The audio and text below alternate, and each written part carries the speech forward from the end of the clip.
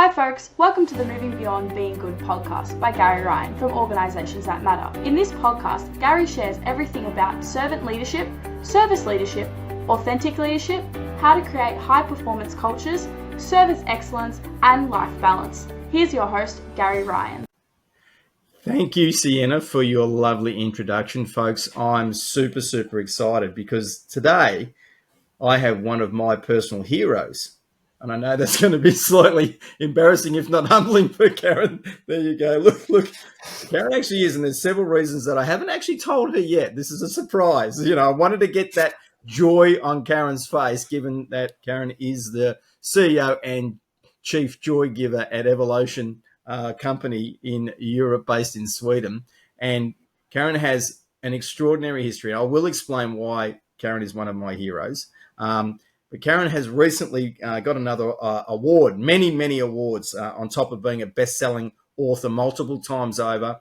We're going to have in the show links, folks, all the links to Karin's work so that you can go and get it, because you definitely want to go and do some exploring if you've never heard of Karin Volo before, okay? So Karin was honoured again to be in the top 50 global thought leaders and influencers on culture 2024 by Thinkers 360. And I love this post because, honestly, Karin's bio is so massive, folks, that we'll spend the whole interview reading the bio if I'm not careful.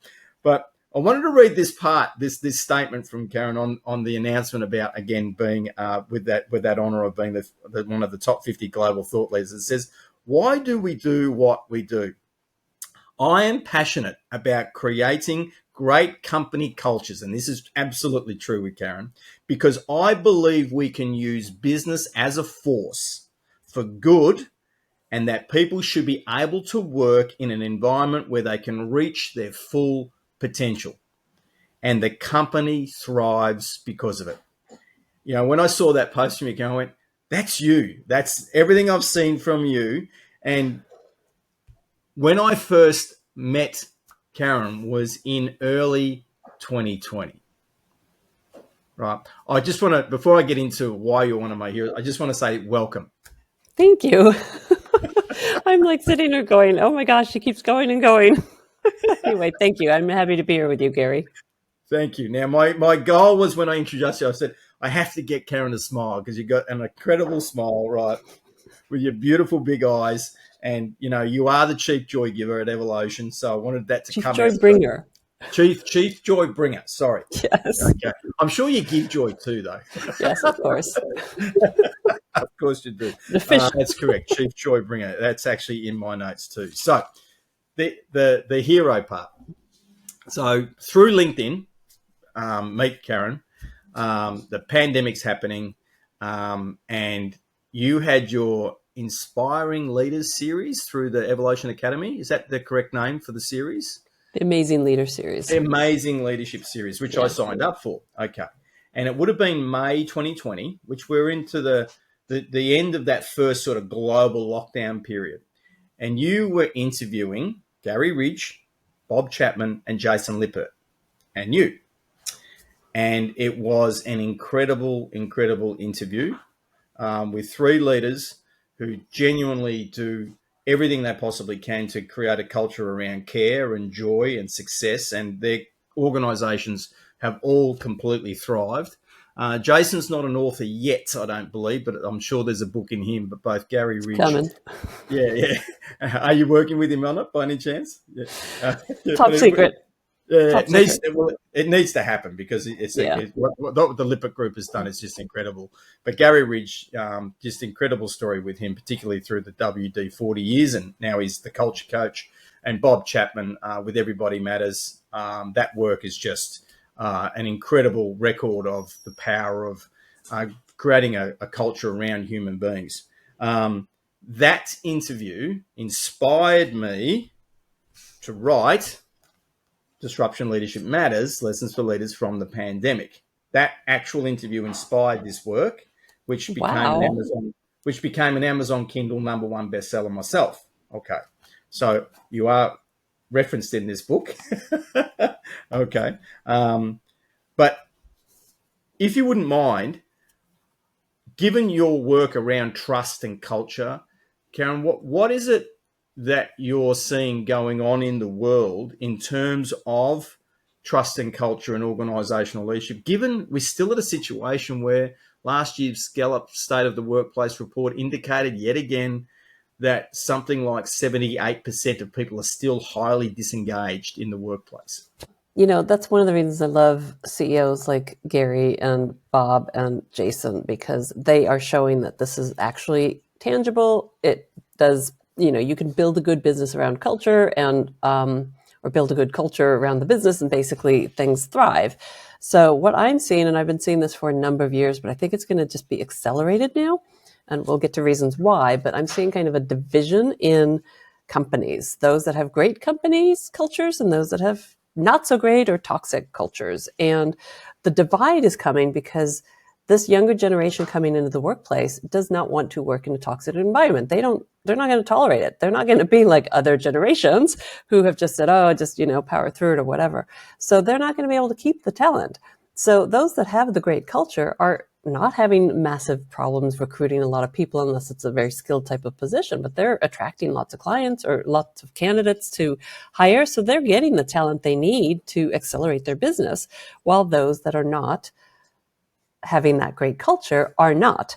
So they're going to be struggling. And I'm seeing like this great divide happening between purpose-driven companies, people-centric type companies, and companies that really focus in on creating a great culture where their people are doing great. So, and it's so interesting because I think everything is just going to accelerate now with the coming of AI and all the things that are happening with that. And the thing is, there's also a bit of a divide when it comes to AI. We'll get a little sidetracked here, but people are becoming very reliant and dependent on it. And they're not realizing we still need human in the loop, so to speak, and having humans involved, and that we can't lose that. So we need to really have a good balance between those two.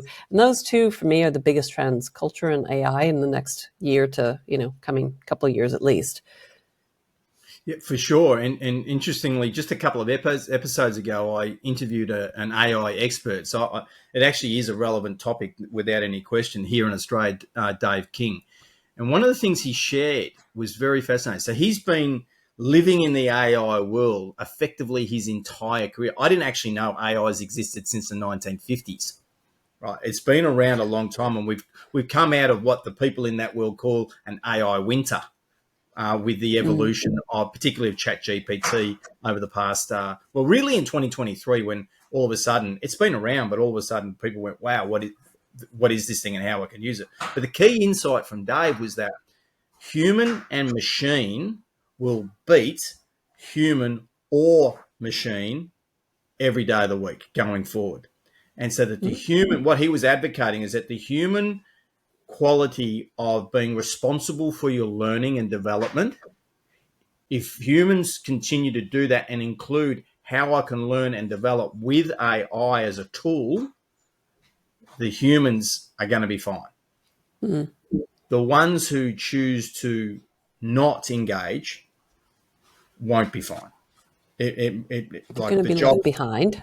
They're going to be literally left behind. And look, unfortunately, organizations, if they can find more cost-effective ways to do things, they will do them. Well, I mean, the evidence is overwhelming that they will. And even organizations with great cultures are going to have pressure, financial pressure for that reality too. So they're all in the same boat going forward. Now, the culture side of it is, it's not new to be talking about culture. I mean, it's been on the radar since probably Tom Peters' work that came out in 1980 with his research on McKinsey, which I know is one of your clients too, back then. And so it's not new culture, but there are still so many companies that don't get what purpose-driven means. What are some of the things that you advise companies and work with companies on doing so they can take those words of purpose-driven and actually make them a reality in the company, Karin? So that's a great question. And I have worked with culture for over a decade now and helping companies and supporting, CEOs of very dynamic companies moving things forward. And over the years, I've kind of defined 4 pillars of culture. So the first one I started with was I wrote a book called Engage, and it became, a bestseller. And then basically that started my whole path on this journey. And I was working with employee engagement because that was kind of the buzzword at that time. And how do we do this? And so I developed a certification training and got people certified on how to shift people's behaviors inside the culture. And then purpose is something that I've worked with for many years. I used to come out of headhunting, and that was my background. And so I'd always worked with people knowing their purpose and why they're doing what they're doing. And so, I wrote about it in the book Engage too. So we have employee engagement, we have purpose. And then what I found that trust was like, if you don't have the trust, you can't build everything else on top of it. So really, literally for the last 5 years, I've spent most of my interactions with companies teaching them about trust. And I go deep into the neuroscience of trust and all of that. So that became a 3rd pillar. And then last year, when we get into that conversation in a minute, I started thinking about none of this happens if you don't have leaders that care. If leaders care, everything else can come into place. And so I've got 4 pillars now, and it's engagement, purpose, trust, and leaders that care, or caring leadership. And I think when you have those elements inside of a company, then that's when the magic can start to happen. And we can drill down on each of those as to what it takes to get those in place. But, I'm trying to keep it somewhat simple for people because we tend to overcomplicate things. And it's like, I think my vision for the future is one day we'll have a business environment and world where we don't have to talk about culture because it just is. People love the culture, and it's the way we do business, and I think eventually we'll get there, but we have a long ways to go still. Yeah, we do. Again, the data is just unfortunately overwhelming. Yes, we got a global record last year with the figures on employee engagement. But if we think 23% of people engaged is fabulous, we're way off the mark. Like, it's just so far off. It's not funny. There is an element to that I want to circle back to in a second as well. The leaders who care part. Now, what I want to do is, for a lot of folk out there, they go, "Oh yeah, that sounds great," but we live in the brutal reality of there's budgets, there's finance, we've got clients and shareholders, and we've got to deliver. And what about people that actually aren't performing? Because we're not in la la land. Not everyone turns up and brings their best. When a leader cares, when a leader cares about someone, an employee, a direct report, someone in the organization who's not performing, what happens then, Karin? How does that contribute to trust and then culture, and of course the ultimately engagement from your perspective? What do you teach your leaders? Let's go to the pointy end of the hard stuff, if you like, about what do leaders do to demonstrate they care for someone that's not performing. Oh, gosh, what a great question. So there's so many ways to attack that one. First of all, I want to say I had a conversation with Bob Chapman, and we were talking about trust and care. And basically, we both came to the same conclusion that trust is actually a result from care. So it's like that underlining, layer that we need. So when a leader actually cares about the people, it actually makes that person feel seen, heard. They get the psychological safety. They feel like, wow, I want to go above and beyond because this leader really inspires me and makes me want to do my best job. And if a leader is really good at developing people, they're able to bring them up and lift them up. So that's really vital. And I think, it may sound all airy-fairy, and it's not, okay? Because caring about people, I can't even tell you how many people have told me they got their MBAs and they wish they hadn't, and they have to unlearn what they learned in their MBAs because somehow or another, caring is taught out of us on some level. It's like, you got to get the numbers, you got to get the spreadsheets, you got to get the, shareholder value return and all that kind of stuff. And I actually had a conversation with a Harvard Business School professor, and we got into this conversation. And I said, when are you going to start teaching people how to care? And she said, you're so spot on. And, she said, but it's going to take time here. So yes. I always see that, where we can transform the world the fastest is through business. And that's why I talk about using business as a force of good. The governments aren't going to do it. The NGOs aren't going to do it. The educational system, they're all archaic. These are industrial-based systems that are crumbling right now in front of our eyes. So what do we have to fix this, right? We have businesses that can have a place in an environment. And businesses are really, I think it was Seth Godin that first coined the term tribe. It's your tribe there. And it is. We don't have, the communities around the fire circle sitting around and telling stories anymore. We got the internet and we've got, big companies growing. So it's a matter of creating an environment where people can really thrive and really care about each other. And just look out for one another. That's one of the biggest things. We need connection. That is so important. It's one of my 5 cultural keys when we talk about, engagement. That connection is just vital because it's just human to human, and we can't lose that. We can't ever lose that because that's what makes us feel grounded. It makes us feel safe. It makes us feel like, we matter, basically. And that's pretty much what everybody wants, whether we, want to admit it or not. But we do want to matter to the people that are around us that we care about. So, Karin, one of the topics I was hoping to speak with you about is the issue about getting back into the workplace. And here in Melbourne, Australia, and not just Melbourne, but large parts of Australia, organisations are really struggling to get employees to come back into the workplace. They've gotten used to working at home, and flexibility is here to stay. I don't think any organisation could imagine a future where there's not going to be work from home opportunities. But at the same time, we are human beings and we do need connection. What's your perspective on this work from home versus getting into the office, or how organisations can work with their culture to make it attractive to get into the office? That is such a good topic. And I think we need to understand that hybrid is here. People are going to want flexibility. We know that it works. They've proven it. So we're not going to go back. And the thing is, and it's so ironic that you bring this up because I was actually just talking to Garry Ridge about this and talking about the motivation to get people back into the office is you're not going to motivate people to come back to the office because you're going to be more productive. You're going to be able to do more things. That is a wrong motivation. That's the wrong reason we need to come back to the office. We need to come back to the office because we don't want to be sitting at home in isolation, and we want to have the connection to people. Again, we need that human interaction. But to try and force people to come back 5 days a week or whatever it is, I think the level of trust is there, and you need to have some flexibility with people. And it depends. I mean, some businesses, yes, whatever the job might be, it has to be there, right, on Yes. site.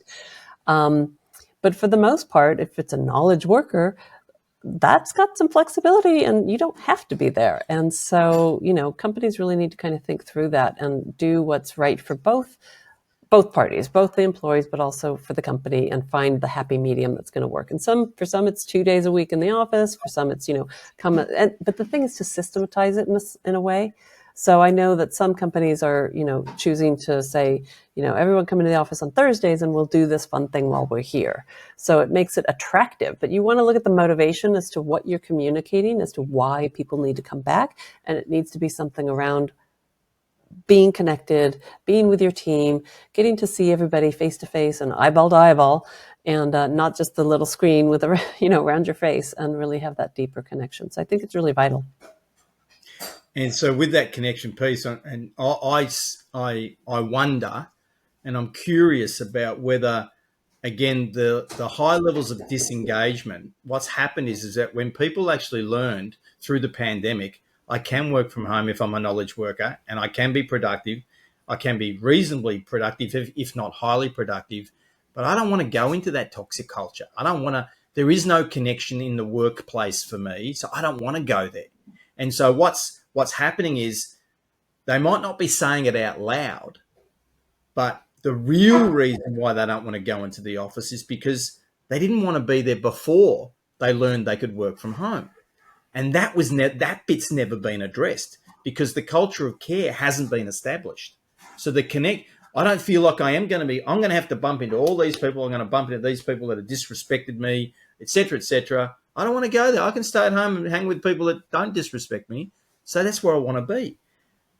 Like that to me, I wonder if that's a core issue. But equally, we still got this side of things where one of the things I'm really hopeful that I can catalyze with people is we've got too many people that are holding the organization accountable for their development. And if they're in a workplace that isn't right for them, part of the question is, why haven't you done something about that to get yourself into a workplace that does value your commitment and does make your commitment worthy? Why haven't you done that work on you? as equally as the organisation should be developing you, if that makes sense. I don't know if I'm making sense here, but I'd be interested in your thoughts on that element of it. I love that you said culture of care, because that's exactly, we come back to the whole topic we've been talking about. It's just culture is so important and so vital. And when you have a great culture, you're going to have, that make that difference and get people to do whatever they need to do to, contribute to the organization because they want to excel and want to live up to their full potential. So I think the vital thing, again, for me, this kind of the solution is always focusing on the culture, focusing on the people. And guess what? If you have happy employees, they're going to take really good care of your customers. And if you've got happy customers, and they know it, I mean, customers can see into an organization and see, if they have a good interaction, and they can feel into, oh, these people seem pretty happy there. And personalizing it in some way and systematizing your culture in a lot of different ways will help to make that competitive edge and that difference in making a company thrive. Oh, I couldn't agree more. And again, that's where a lot of these organisations, I think Jason Lippert and the Lippert Group are really, really thriving with this element where they are enabling their employees to do that personal, financial and professional goal setting, and how they're got this program where they're enabling people to actually share. It might be a fitness or a health goal of some sort. It might be that they wanted to send their child to a college that they never imagined was financially viable for them, and they'll actually find a way to be able to do that. And they actually celebrate that in the workplace. And that also drives a culture of winning, if you want to describe it like that, where all these small wins that people are doing, they're allowed to share it in the workplace. And it's one of the things, too, that I speak about in Yes for Success in my final chapter, is that one of the things that I want to do, too, here, particularly in Australia with companies, is get them to do a Yes for Success type program, get people to have their personal, financial and professional goals, and that the organisations are aware of it. And let's start celebrating victories that people are having in all aspects of their life and bring that into our culture because of the power that it can bring for connection and belonging and care, which equally can mean that people will recognise that maybe I need to go to another company for where I need to be, and that's okay. That's okay. It's not a bad thing when someone evolves to a point they need to go somewhere else. It just might be that there's no more opportunity here, and we would celebrate that too. Yeah, and that's the one key thing that I don't think we do enough of celebrating things. Yes. So, yeah, you're spot on there, Gary. I love this. Now, because along those lines, I know with Bob Chapman and I know with Jason Lippert and Garry Ridge in their companies, part of the development side of things that they've done for people is actually help the employees understand that they are actually responsible for their development. So the company helps catalyze for the individual, hey, you're responsible for your development. And it's not just your development for the workplace, it's the development for you as a whole human being, the impact you have at home and how that affects your family, the impact you have in your community. And through that combination, if we go back to the underperforming person at the moment, the caring leader knows that information that the employee has created and shared with them, because it is, they share a lot of it and make it as public as possible. It's not forced, but the leader's able to say, let's say it was me. They'd say, Gary, you were performing here and now you're here. What's going on? What's getting in the road? What's happening? They would have that conversation as quickly as possible when they saw that, when the data was clear that there is something going on, to uncover what it is. Now, what's the probability that what's going on actually isn't what's going on at work? And that's the thing. I talk a bit about compassion and understanding that there are things that are affecting people. And oftentimes, I've been talking about this recently a lot, but people suffer in silence. And Yes. it affects their engagement at work, but you don't know what it is. And if you can't have a place where you can feel okay to share, like, wow, I'm, going through a divorce, or my parents are old and I have to take care of them after work and I'm exhausted from this, or whatever the case might be. My child is sick and I don't know, I'm really worried because I don't know what's going to happen. All of those things affect us at work. And we often, I don't know, I think probably most countries and most cultures, you just put on the brave face and you say, no, I'm fine. Everything is good. Everything is fine. When inside you're really concerned about something. So when you have a manager that cares, you can find out and get to the bottom understanding of that, and then work together to get through. What do you need? Do you need to leave early because you got to go take care of this? No problem. And that will help that person feel safe and secure in the workplace as well, because then they feel like, okay, it's okay if I take a time off to go to take my, elderly parent to a doctor's appointment or whatever the case might be. So it's human to human again. That's right. They're human to human. And a term we use in Australia is swings and roundabouts. The employee understands, hey, I'm in this period of time where, I've got to be maybe less available for the workplace, but that's going to come back in a swing and a roundabout at a time when that's all sorted. And I will give more to the organisation when I can, because I understand that the organisation does need to perform, and I'm not following the rules here and there. It's a human to human relationship, and I'm part of that relationship. And you mentioned that psychological safety, and we're all familiar with Amy Edmondson's research in that space and how important it is, and the role that trust plays in that, and the role that care plays in that as well.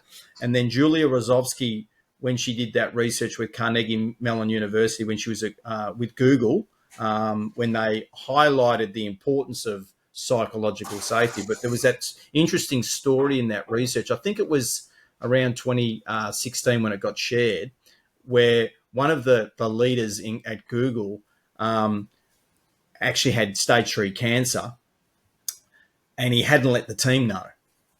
And there were issues going on with this team when it wasn't performing. And in a meeting, he shared, hey, folks, I've got stage 3 cancer. And the way that vulnerability impacted the colleagues of, oh, my God, we had no idea what was going on in the background for you. And now we see you as a full human being. And it wasn't so much about the cancer. It was more about the vulnerability of the leader to actually say, hey, I'm a full human being too. I understand what's going on in the world. I keep showing up because this is important to me. It's actually helping me get through this journey, which not everyone would understand, but for that person, that was true. But then everything changed in the team. Like everything changed because of that willingness to be vulnerable. And so it's not about me, of course, but that willingness to be vulnerable as a leader and to model that is so powerful in the workplace. Yeah, and it's a big part of trust. It's transparency, and being honest and open and understanding that we are, everybody has their ups and downs in life, and that's okay.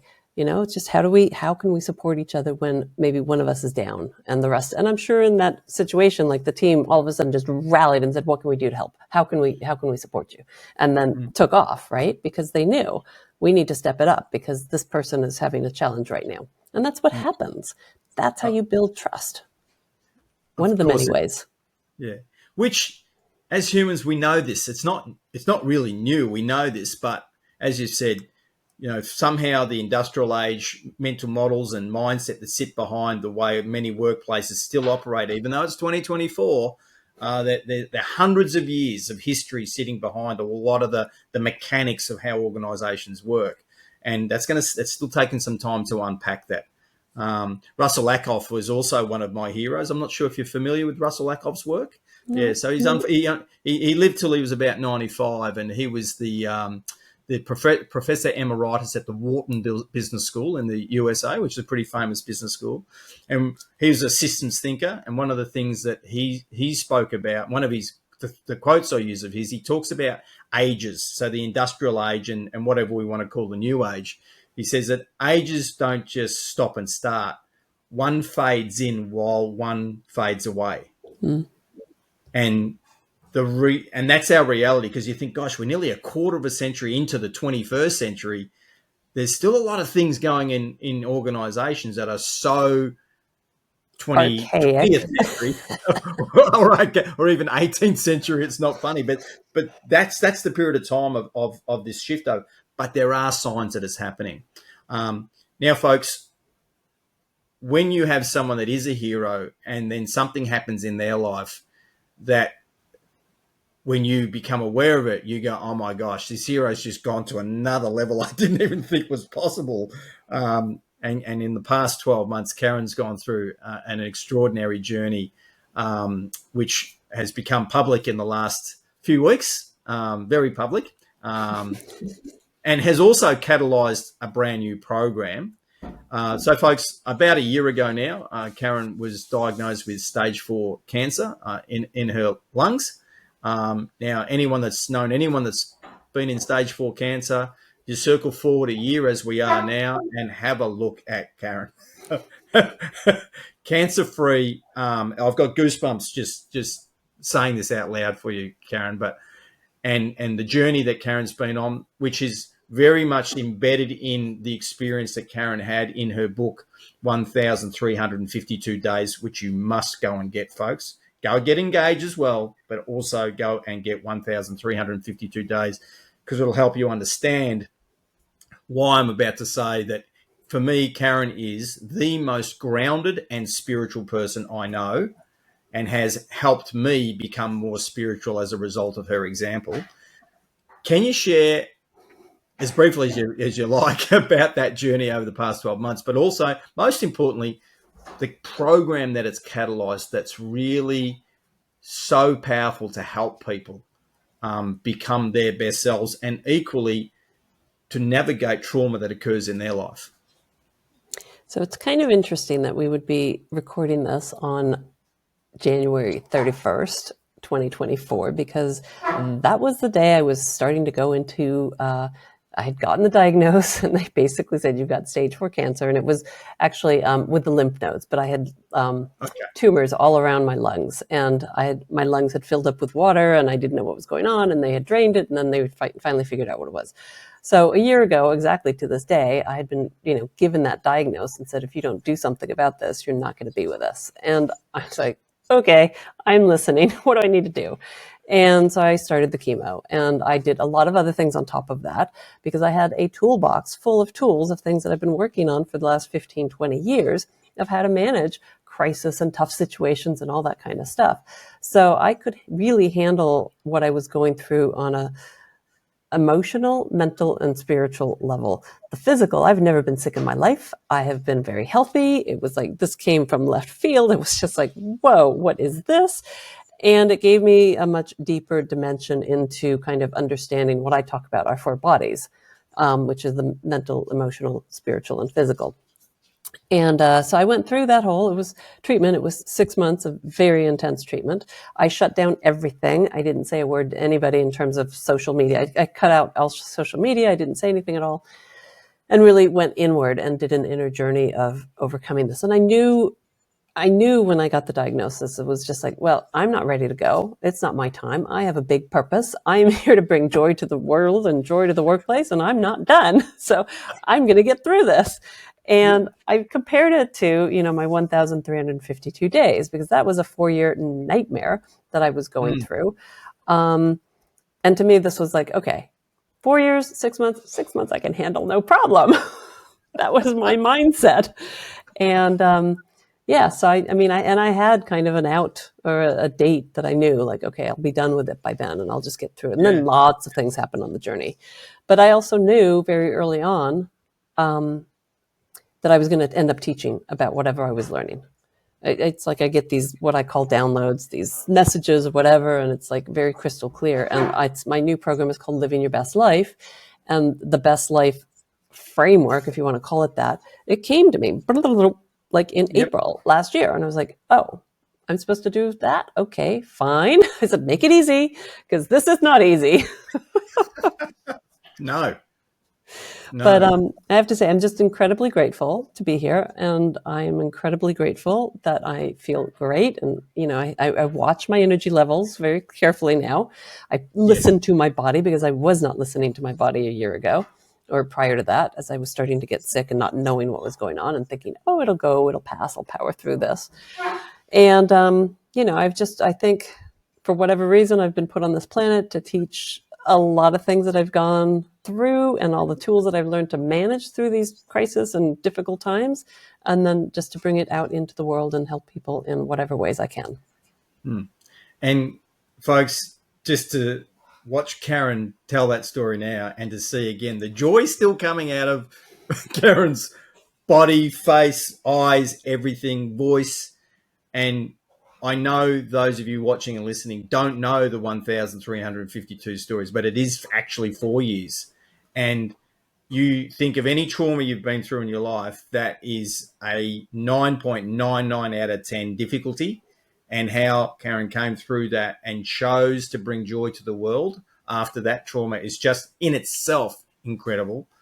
Little wonder when this surprise event occurred exactly a year ago. That gave me goosebumps when you said that, by the way, that we happened to be recording exactly a year to when that fully got surfaced for you. I feel privileged, I guess, for that anniversary on many levels. But for you to then approach it in the way that you did, and then by April last year, as you said, Karin, go, yeah, okay, there's a course, Living Your Best Life. That's the correct term, Your Best Life. Yeah. And honestly, folks, we'll have the link in the show notes. One of my main purposes for this interview was to let my audience know about that. Absolutely want you to connect with Karin, follow her work, go and, again, get both of the books.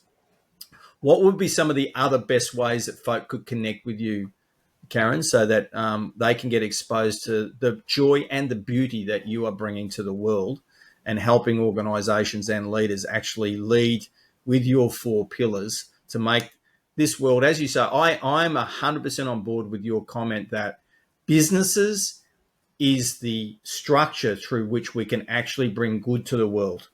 I'm very passionate about the same thing with organisations that matter. That's why we're aligned, because I agree with you. I don't think governments are going to do it. I don't think anyone else is going to do it. I believe, as you do, companies actually can. And the beauty is we're getting to see organisations that are living this and doing it, and they're getting all the performance results you could possibly want.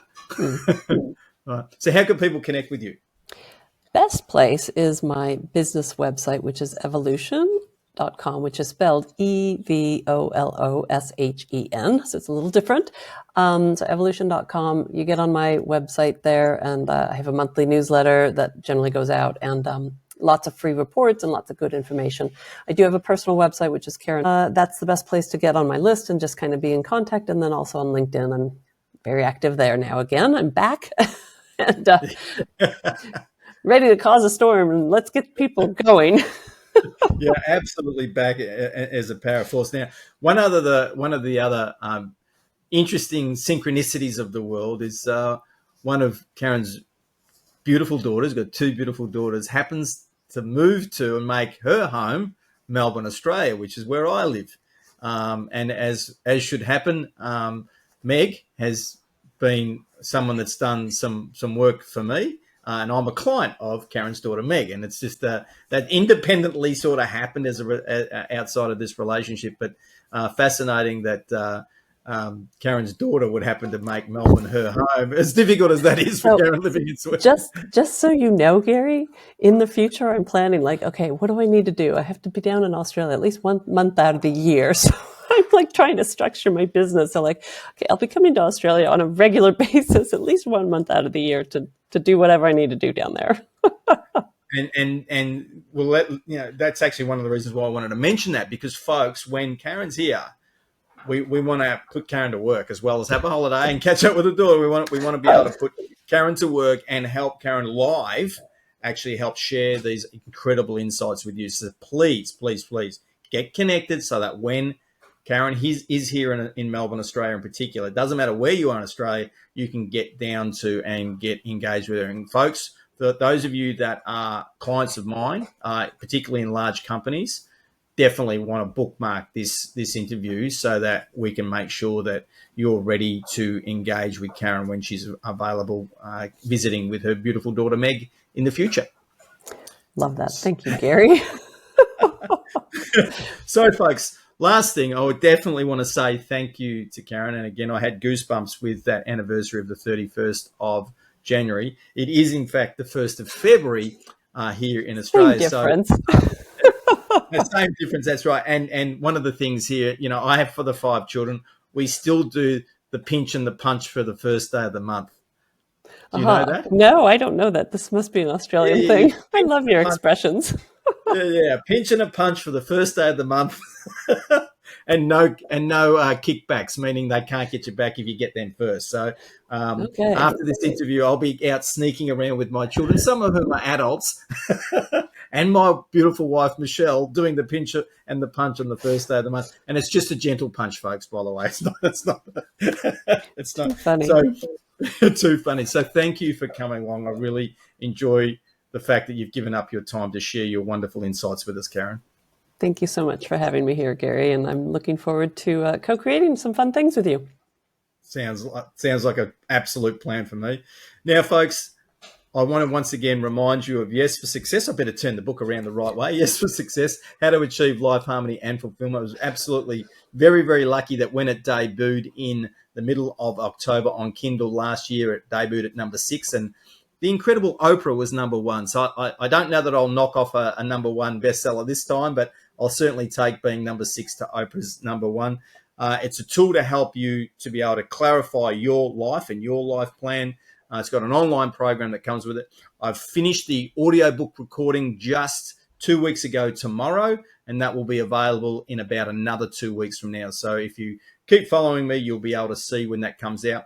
And certainly based on my most recent book, Disruption Leadership Matters, the audiobook version is going to make a massive difference. And one of the things that I did this time around is I convinced the producers to let me ad-lib and add some new content to the book and really bring myself to that recording. So I'm very, very proud of what that product is and hope that you will connect with it and enjoy. So once again, folks, we've been absolutely delighted to have Karin Volo with us here, the Chief Joy Bringer. Yes, I remember correctly. You got it. Joy Bringer of Evoloshen and CEO, of course, with us here on the Moving Beyond Being Good podcast. Folks, please like and subscribe and give us a review on your favourite podcasting platform. We look forward to working with you again next time. Bye.